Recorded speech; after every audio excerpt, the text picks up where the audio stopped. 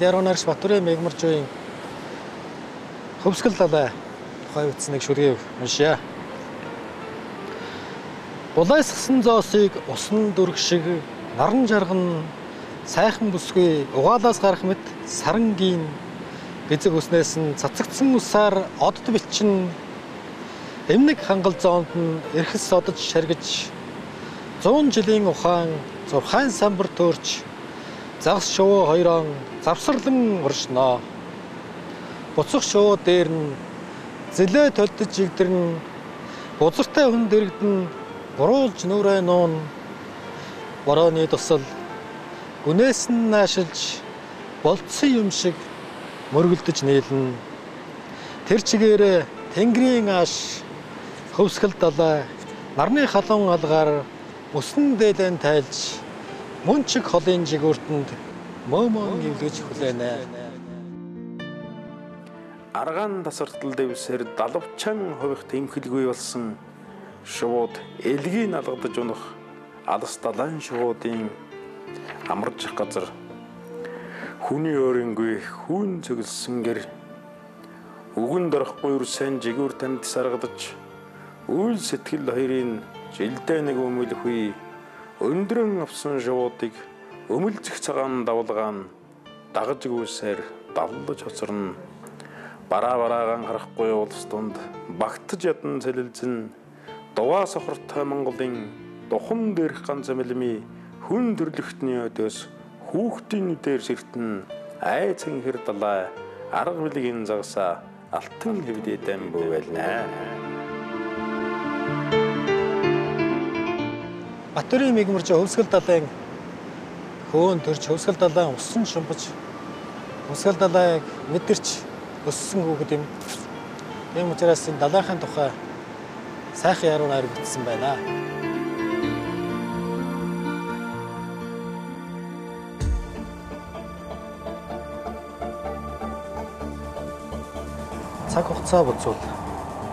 Цаг хугацаа буцвал цасан ширэг тэнгэр лүү өдөрч амрын гараас зун залгаж насны хаан гэцээс эргэж амьдрнаа.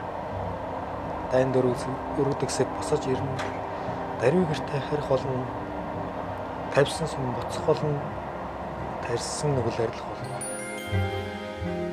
Архин хордсон уруул сэргэж ангир уургаан үлгэх болно. Алтан мэлзэгчин шавран тойлж аав минь аддан босож ирнэ. Хилдвийн бурхад тэр цаг тэрэггүй болж ихийнхэн хэвлийдүүд амар сайхан данжарган цаг хугацаа буцвал цасан ширхэг тэнгэрлөгөн эргэн бударнаа. Энэ шүлгийг нэг удаа уншичаад мегмарж утаа тааралдаад чиний бичснээр цаг хугацаа буцаах юмсан. Тэгвэл наад оруулчны жаал хордлогоноос олж цагаан зүгөө өлөх бахтаа гэж тоглоом хийж үзлээ. Тэг ингээд Африкаар хөндлөн гол туулаа явж байхдаа Африк Мароккоор хөндлөн туулаа явж байхдаа бас тэр хэлсэн үгээ бодож байлаа. Ер нь нэрээ тэгээд цаг хугацаа буцвал яах вэ?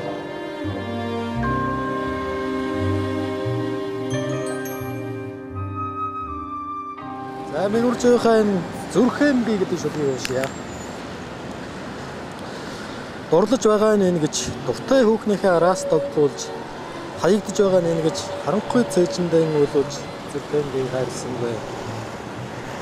Амрааж байгаа нь гэж амьдралынхаа хагас зөвлүүлж хард ард шин зөвлөөр хагасыг чинь амаран гартал айлган зүрхэн би хайрласангүй. Зүүд минь хүртэл амраасангүй. Үр хүүхдтэй болцоо жаргаана гэлээ. Үгүй юм аа. Өөрөн зовоодог ганцхан зүрхэн өчнөм болгон үржүүлж архив. Зүрхэн би хайрласангүй.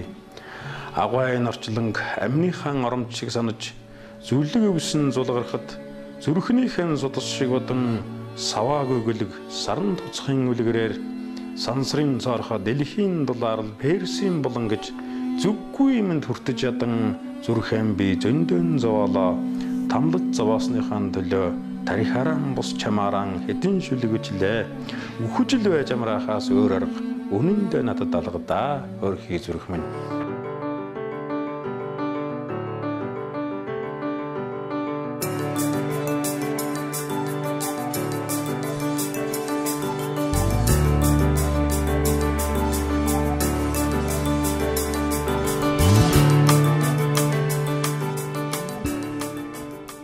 За энэ халуун апрективд Мягмаржуу Батөрийн Мягмаржуугийн дур зоргоороо гэж шүлгийг уншия.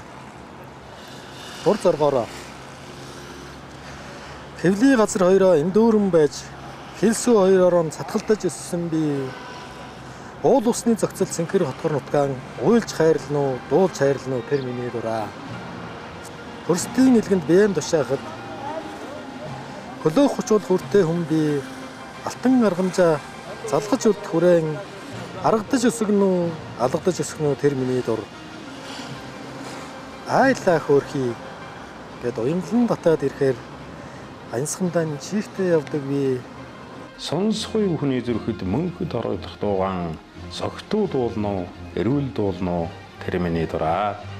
Хазгааг шихийн төдийлэл хар царан төвшдөг өвгөттэй хүн би аваад л одох муу энэ орвоогоос аргадаж гойно уу агсан тавина уу тэр миний дураа.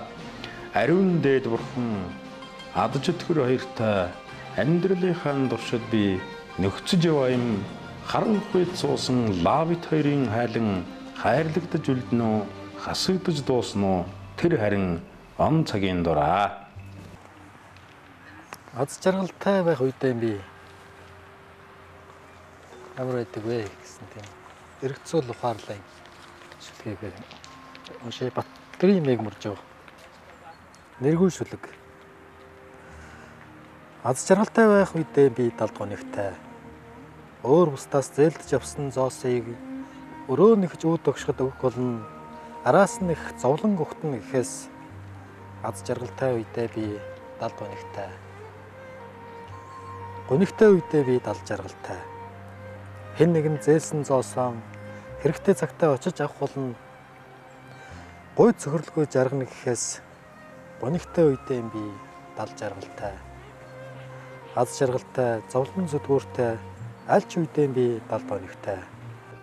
Хогийн зоос шиг жаргал зовлонгоос хормын төдийж салахгүй гэж бодохоос аз жаргалтай зовлон зүдгүүртэй аль ч үедээ би далд гонигтай байдаг. Хүнд бас заримдаа өөрийнх нь амьдарч байгаа үе хийж байгаа ажил байж байгаа байдал бүх юм утгагүй болох нэг үе ирдэг шүү дээ. Танд дэш надад ш бүгдээрэнд нь тийм үе байж л байна. Амьдрал аз жаргалтай байх үедээ байнга ийм байх юмсан гэж бод. Далд гонигтай байх үедээ бас л мэдрэмж төрж байдаг. Яг энэ үедээ л мега маань одоо энийг бичсэн болоо да.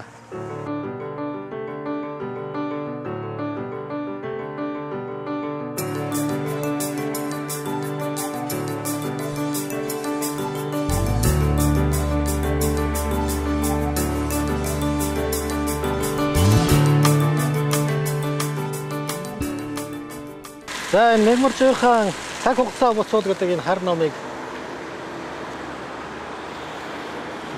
уншиж явна. Тэгээд Африкт уншаад нэлээд олон шүлэг уншсан боловч барсангүй. Женевт нэгдсэн үндэсний байгууллагын төв байрны үүдэн дээр энэ одоо үргэлжлүүлж уншиж байгаадаа их баяртай байна.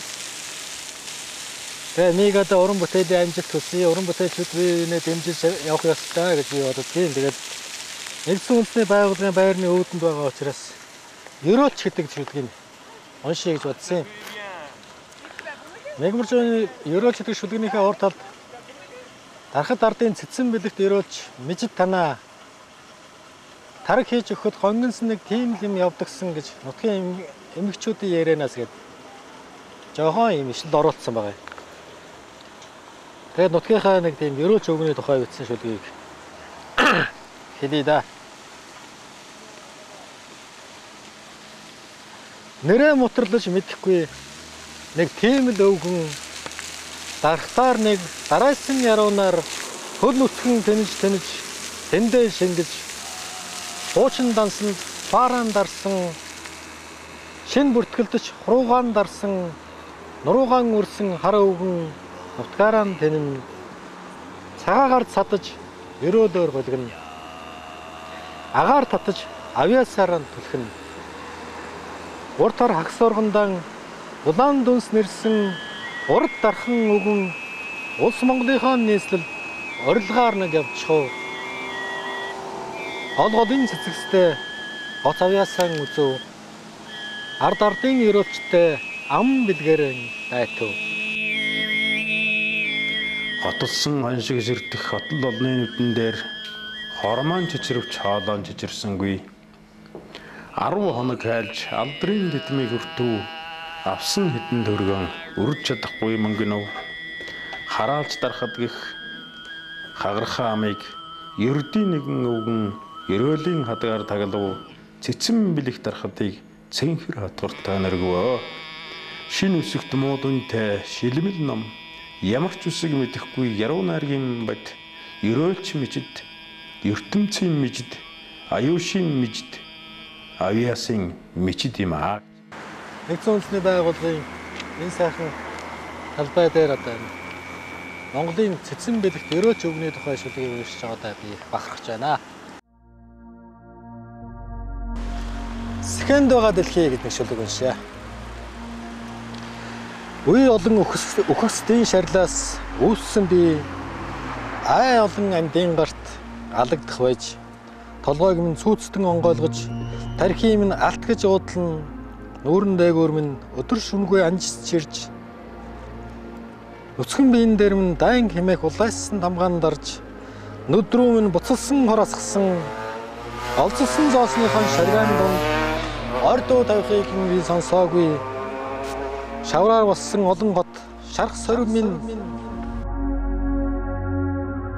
Түмэн өнгийн үнэр амт түүн дээр цацах давсчин юм их хүмүүс намайг ийм болгосон их орончууд намайг эрэмдэг болгосон наран сарн надаас ах байтал харин одоо би хамгаас өгшин сэхэнд байгаа дэлхийн над дээр сэрүүн зүйдлэгч түмэн хүмүүс минь сэрэхгүй байсан чинь хамаагүй дээр болжээ эм болсон хорон хурдан өгөөч энэ би минь намармаар сэхэнд байгаа дэлхий би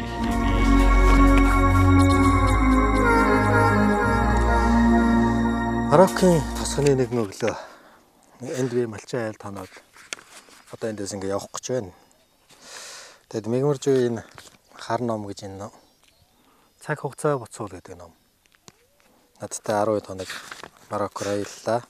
Энэ ном надад ирээд өгнө одоо 3 жил болж байгаа юм. Тэгээд яг Монгол орныхоо бүх аймагуудаар явсан. Тэр болгон бас энэ шүлгийг гүнзгий ойлгож ухааж унших тийм боломж гарсангүй яаруу түргэн зохиол хардаг байсан бол апрагт ирээд би нэг үрчлэн уншиж одоо нэрчиг ойлгохыг хичээж явлаа. Тэгээд одоо энд Францаар Марабелээр ярьдаг газар хэл мэдэхгүй учраас одоо энэ номоо нэлээд сайн уншсан гэж бодож байна. Тэгээд энэ мягмаржуй номны урд тал дээр төрийн сорилт ардын уран зохиолч Баавгийн логсронгой бол тэрний шүлгүүд нүдгүү тайгад ургасан хүн хурж тгүүж чаддгүй тэндэн ургаж тэндээ хатдаг жимс шиг юм унган сэрэл ухаал сэтгэл хоёрын нээлбэр болоо гэж бичсэн байх юм. Тэр том хүн ингэж төвлөсөн яруу найраг бол том байхаас аргагүй юм байна. Тэгэхээр одоо энд явж байгаад ингээ харж байхад мега найзын маань шүлгнүүд бас Монголын уран зохиол өөрийн гэсэн орон зайтай бас болжээ гэдгийг одоо харахад ойлгомжтой байлаа. Тэгээд эндээс би нүүн гэдэг шүлэг уншия. Уул бид хоёрын ингэр дээрээс өн ханаа жиргүүлэн нүүн. Хээрас хинхтэг дотгошоогоон хийн зэрэг ачаална. Зандан ирэх шиг хөрөн тэмээд эрхий долоовор ууланд нүүн. Загсны нүд шиг тунгалаг өсөг элэг зүрхний чанд нүүн. Адуу молн нутгаан санаж нулимстай нүүн. Алиа өрсөй нойр хулжиж жаргалтай нүүн. 15-ны саран арал тэрэгний дуугүй болно. Хүнээ гисэн сэтгэл хөсөг тэрэгний арал болно. Сэрүүн дэнжийн ширдгэ элтрэн чинээ нүүн. Сэтгэлийн цагаан сүгэн эдэн чинээ нүүн. Одтой харьцаж цааш нүүн. Нартай барьцаж нааш нүүн. Бэлтээч нүүн, бэлгүйч нүүн. Бээн дааж нүүнэ. Талыг тас уулыг ороон гисгэж тангараг тасарсан юм шиг нүүн. Үйлийг үрж тарыг таньж үннийг мэдсэн юм шиг нүүн. Харгуй зам шиг урт бодно. Хан ухаанаа тэлж буун. Хамаг нутгийнхаа цаасан дээр халуун тамга дараад нүүн. Бөмбөрч яваа ертөнцийг бөөрөөр нь тойроход дуусна. Төө хөрөхгүй зүрхлүү төрлөөрөө нүгэд ч хүрэхгүй. Хүний сэтгэл ийм уужим хойно хүрэхгүй байсан ч нүүн нэ. Тэгээд миний хажууд энэ Иракийн тосуудын малчтын тариаланчдын бас амжиргаа ахад нэлээд нэмэр болдог кактус гэдэг урвал байж байна. Энийг бол Монголд бид нэр өргөстэй компьютерийн хажууд тавьж одоо компьютерийн хордлогоноос одоо өөрсдөө аварч яана гэж тавьсан байхыг би олон одоо албан газруудад харж байлаа. Тэгтэл энд бас өөр зорилгоор ашиглаж байна. Энэ өргөстэй гар хүрхийн аргагүй өргөстэй ингээд харахад үзмж муутай энэ ботноос бол маш сайхан жимс гардаг. Амт нэрсаа ялангуяа хотоодонд их сайн. Энд нутгийн улсууд хотоод өвдөхгүй байхын нэг эмн одоо энэ кактуснаас гардаг юм байна лээ. Тэгээ мегамын энэ кактус шиг хүү юм байгаа. Одоо мегагаас мань гарч байгаа яруу найраг шүлэг нь болохоор энээс гарч байгаа тэр уран тансаг гой амттай жимс шиг юм уу даа л гэж би харьцуулж байгаа найзгаа энд ирэх гад л мөгөө эвлүүлж чадаа сууж байгаа юм. Тэгээд энэ кактус одоо ингээд томоор ургаж олон навч гарах тусмаа олон үр жимсээ өгч одоо энэ Мароккийн малчтын амжиргаанд нь улам их нэмрээ өгдөг шиг мегам нь одоо нас ахих тусмаа олон шүлэг бичиж одоо тэр мөн Монголын уран зохиол, утга зохиол дуртай хүмүүсийг жимс мэт амтлан тарих оюун ухаанд нь хүрч явах болтугай гэж одоо найздаа хүсэж байгаа юм. Тэгээд миний Африкт энэ авч явсан нам маань чиний нам олон хоног надад хань болж энэ газар одоо Францаар ярих, Арабаар ярих энэ хоёр хэлийг би мэдэхгүй учраас бас олон удаа надад хань болж сэтгэлийн минь дэвтэж явлаа гэдгээ хэлээд найздаа баярснаа хэлье.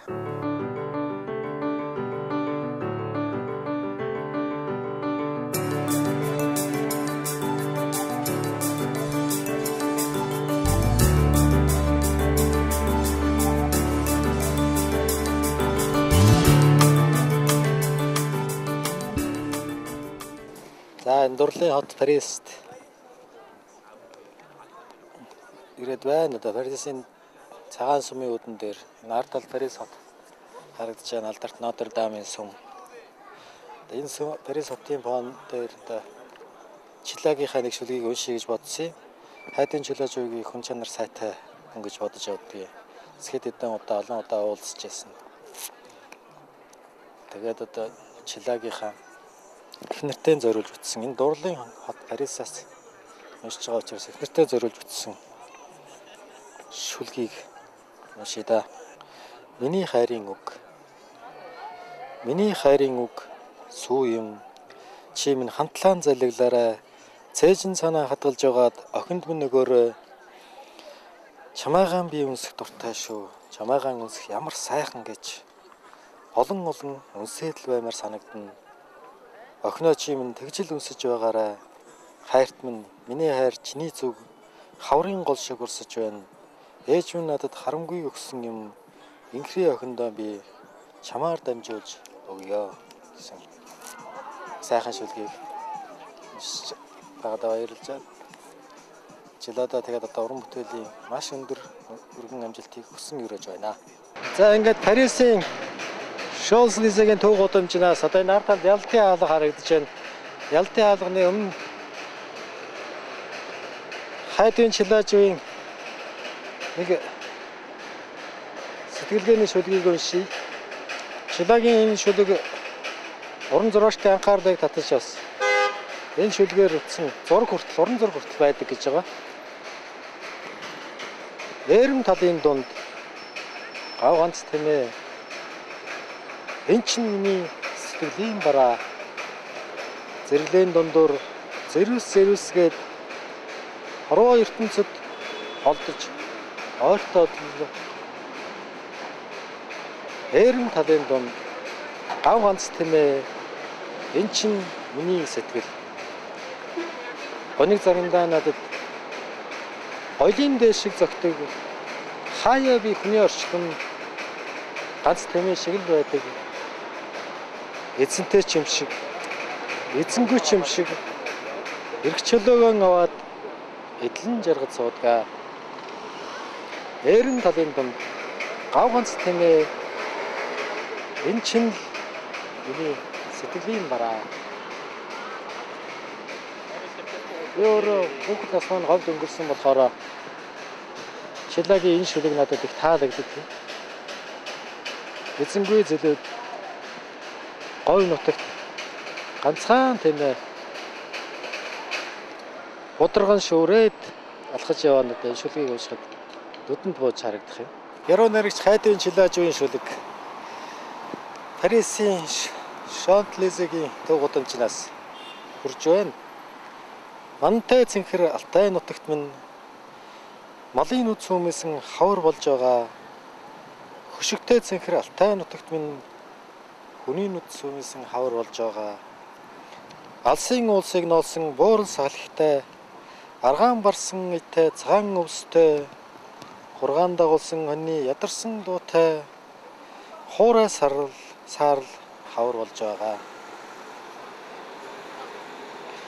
Хайртай аав минь амьд сэрүүн байхад хаврын өдрүүд өнгөтэй санагддаг байлаа. Төлийн дуу цээжин дотор цангинаж, төрсөн гэр минь нүдэн дотор налайж, хаврын тухай өөдрөг сайхан зурагтай харж очих гэж яаран суудаг байлаа. Мантай цэнхэр Алтай нутагт минь малын үд сүмэсэн хаврал болж байгаа. Би өөрөө яруу найрагч биш, яруу найрагч дуртай хүний хувьд одоо ингээд энэ төд шүлэг уншаад яваа маань. Хэрвээ яруу найрагчд маань өөрсдөө юм боломжийн видео камераар бичлэг хийдэг юу байсан бол өөрсдөө ингээд шүлгээ Парисын гудамжинд, Будапештийн парламентын ордны өмнө болон Америкт, Японд хаач явсан уншаад ингээд бичээд явах юм бол өөрийнх нь уран бүтээлийн хөөрхөн цомог үтчих боломжтой. Гэтэл яруу найрагч биш надад энэ камера зураг авах боломж таарсан шиг камера зураг авах боломжгүй яруу найрагчтанд одоо зураг авах боломж таардаггүй. Тэднэрийнхээ одоо дутуу гүйцээх л гэж аминдаа хичээж нөхөрлөж явсан улсуудынхаа шүлгийг энд тэнд хэлж ярьж уншиж явах юм да.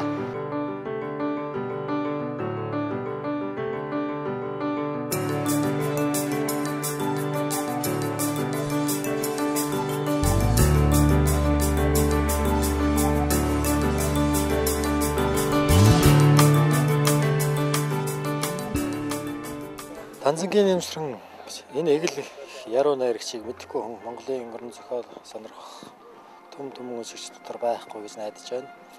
Нэмсрэн найрагчтай би 2 удаа л уулзчихлаа. Гэхдээ 2 уулзалт маань надад их сэтгэл өгсөн. Тийм учраас одоо нэмсрэн найрагчийн сэтгэлийн байгаль гэдэг ном надад би байнгын энд явж уншиж дуртай. Тэгээд нэмсрэн найрагчтай 90 цав дээр Торонто аймгийн 90 цавын хөлийн бомбтоор гарахдаа паспортаа ширээнийхээ засвар унгачаад олохгүй. Паспорт шалгалт орж ирээд гайлын байшин дээр орж ирээд авгаа ханд маань яг шалгалтанд таарсан. Тэгээ би одоо хичээ паспортаа олдгоо гэсэн чи хайхгүй да тэгээ олно үсттэй гэдэг. Тэгээд энэ нэмсрэн ахыхын хаагур байд юм бэ гэсэн чи яах нь чи өмнө гэдэг. Би энэ үнтэй нэг уулзах хэрэгтэй байгаамаа гэсэн чинь яг хөө тэгээ гэртээ ирэх байлгүй дээ гэдэг. Тэгсэн ажидлах нь энэ гэр бүлийнх нь хүн шүү дээ гэдэг. Тэг сонин тохиолдлоор тэгээ танилцаад. Тэгээд читэр хойшоо Оросын холбооны улс руу явж байгаа замдаа 90 цав дээр нэмсрэн найрагчтай уулзаж анхныхаа удаа уулзаж шүлэг яруу найргийг сонсож өөрийнхөө ахын бичсэн номыг дурсгаад ингээд явж байлаа. Тэгээд эгэлгүй их 90 цавд сууж их яруу найргаа Монголын утга зохиолд өөрийнхөө чадлаар хөш төрөн орж ирсэн нэмсрэн найрагчийнхаа хамаг юм сайн сайхнаас эхэлнэ гэдэг шүлгийг. Одоо миний ард харагдаж байгаа энэ Парисын цагаан сүм гэдэг. Мэдээж найрагч маань одоо 90 цаваас хол явах сонирхолгүй тийм хүн байсан. Тэндээ хөшүүлэг найраг бичиж тэнд суурандаа байсаар байгаа Тэнгэрийн одонд оцсон. Тэгээд ийм сайхан юмыг үзсэн бас Монгол сэтгэлгээгээр Монгол яруу найрагч өөрт өнцгөөс нь харж маш сайхан юм бичих байсан болоо гэж би бас бодох юм. Ингээд хамаг юм сайн сайхнаас эхэлнэ. Данзангийн нэмсрэн Монголын зохиолч тээврийн шагналт яруу найрагч хамаг юм сайн сайхнаас эхэлнэ. Хаа холоос хүүмэн ирэхээс эхэлнэ. хайр дурлал инээмсэглээс эхлэн хаврын бороо цэцэгнээс эхлэн хамаг юм сайн сайхнаас эхэлнэ.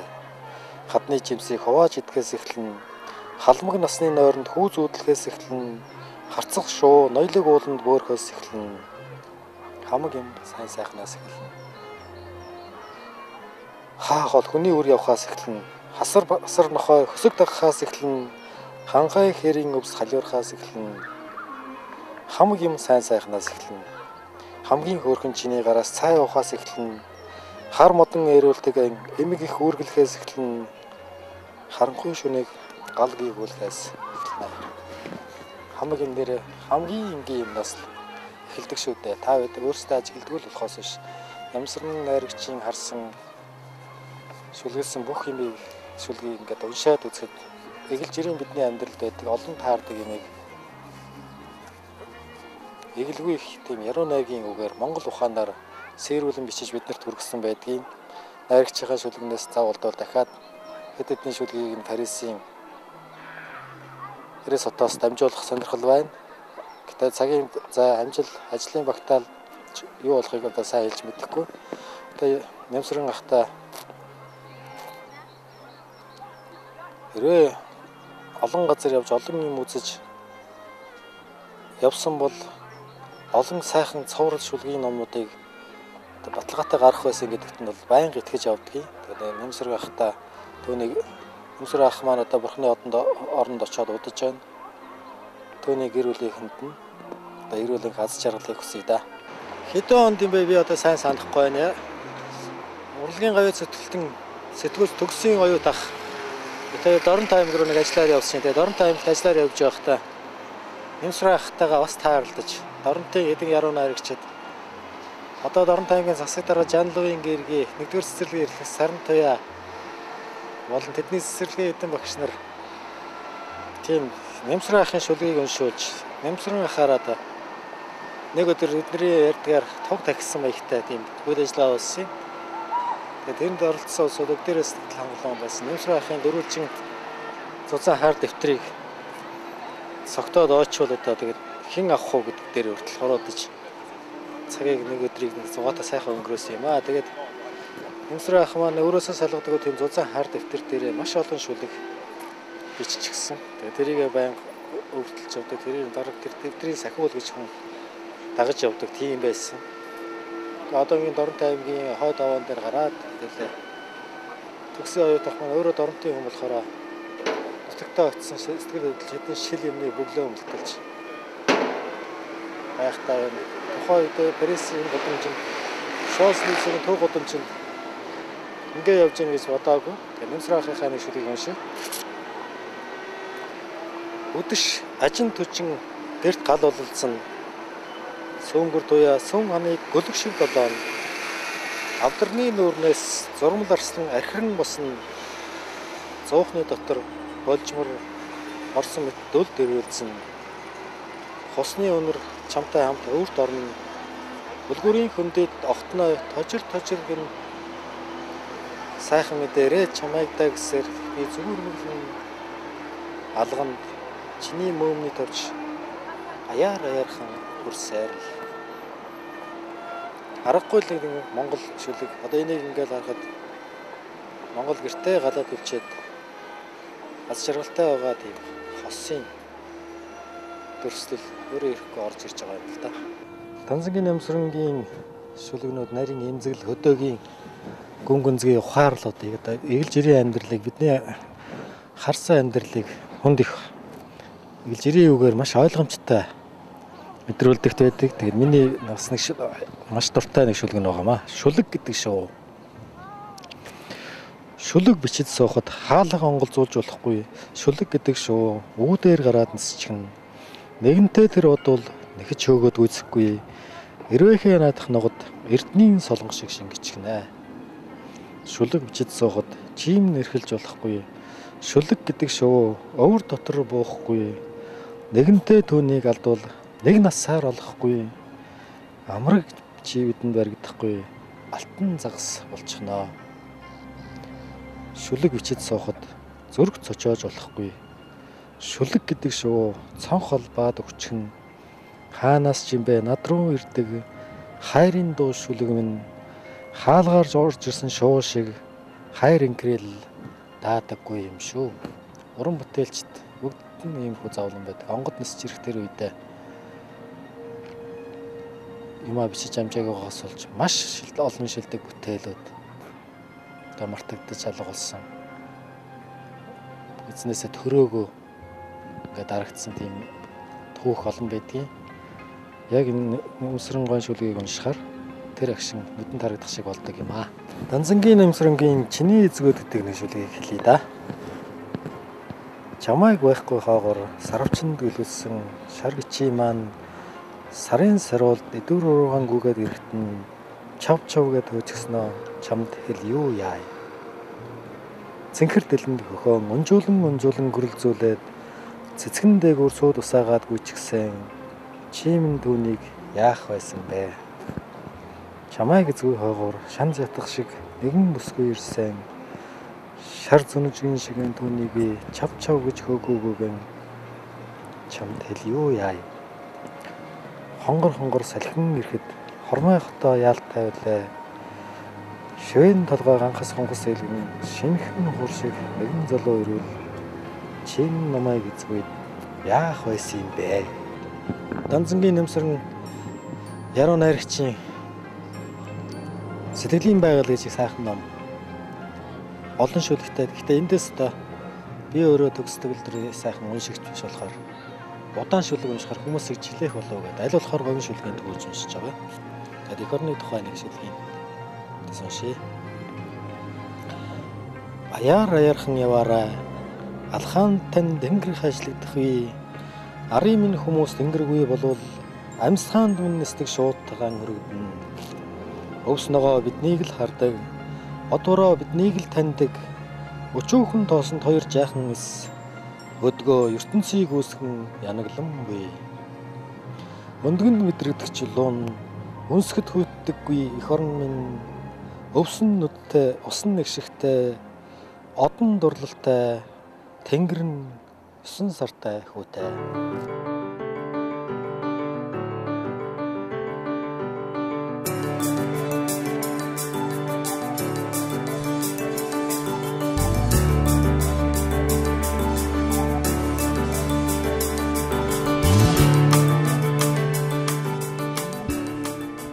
Ардын уран зохиолч Вавгийн Лавсрангой миний хүндэлж хайрлж шүтэн бишгэрч явдаг хүмүүсийн нэг. Энэ агуу үний уран зохиолд бас шимтэн бишэрч зарим нэгэн шүлгийн цайжилж саваа готож энэ уншиж явдаг. Тэгээ Вавгийн Лавсрангойд байхтайгаа цагаан сараар нэг одоо очиж золгож тэр их хүний цэцэн цэлмэг өгс сургаалаа сонсох хөв тохиосон. Тэгээ Вавгийн Лавсрангой хөрмийн зар гэдэг алдартай шүлгийг Женевийн Лимон нуурын эрэг дээрээс хэлье да. Гүүний сүлхэл дундаар ородсон намрын тэр нэгэн өдөр гэл хар нүдэн чинийхэн хөрмийн зарыг олны салхинаас сонслоо ви. Устай хавчгийн тэнгэлсэж явсан худгийн асгарт очиж хэллээ. Уулзаж учирч байсан нутгийн бор толгодоонд дуулгалаа. Найрн дээр чинь би очлоо. Унах тамгалах найртай давхцсан хорим уул дөргөөсөн нэжгэр боллоо.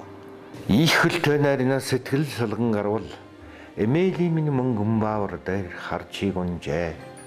Энтэй уулын хард азийн соломон өдөжээ.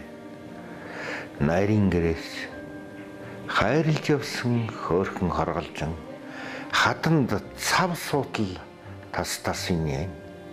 Эрхэлж унсан намар иманан яран эрүүр харцах сэрчигнэнхэн замхран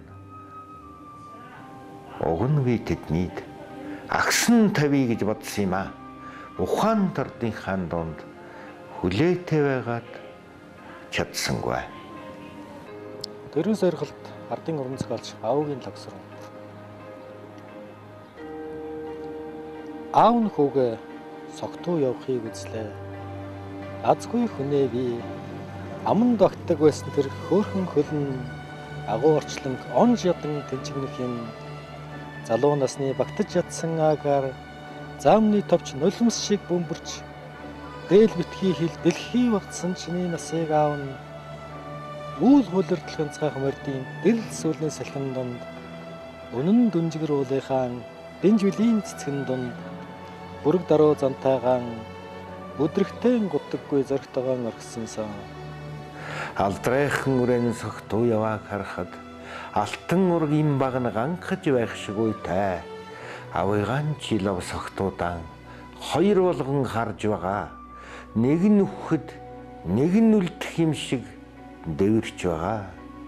Чивэд хоёр хэн хэндэн ганцхан заяасан шүү өрөмн.